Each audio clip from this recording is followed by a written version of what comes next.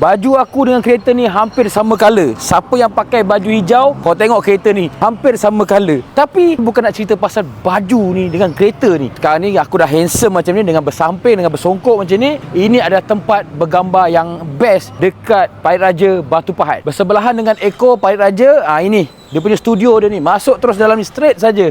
Jangan lupa tengok ni 9A 9B. Naik atas tingkat 2 dengan tingkat 3. Ada 6 studio tau. Yang sini adalah studio yang pertama. Tingkat yang kedua ada 3 studio. Ada yang macam ni, ada yang klasik macam ni, ada yang konsep Muji macam ni. Pun cantik juga. Kita tengok kemeriahan dia. Macam ni punya meriah. Tapi kali ni aku tak keseorangan. Aku bawa family aku semua sekali datang sini. Family aku taklah besar. Lebih kurang ada 4 family. Lebih kurang macam tu. Sebab apa? Adik-beradik aku semua dah kahwin. Cuma aku je yang belum kahwin lagi.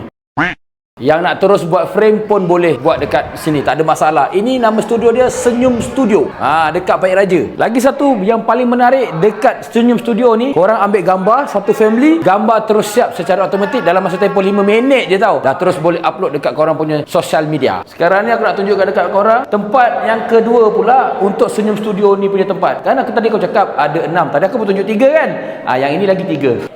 Yang ini pula studio yang ke tingkat 3. Ada 3 juga kat sini. Ada yang macam ni, ada yang macam ni, dan ada yang macam tu.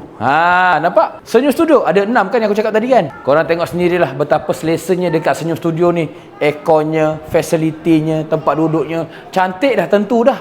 Kan, cantik dah tentu. Yang paling bestnya, fotografer-fotografer yang dekat sini semuanya profesional. Jadi, untuk dapatkan gambar yang menarik, gambar yang cantik, yang korang nampak memang cantik betul pada pagi raya, ni Senyum Studio. Tengok gelagat-gelagat keluarga aku. Macam-macam kerenah ada ni. Last but not least, kami daripada keluarga Marem ingin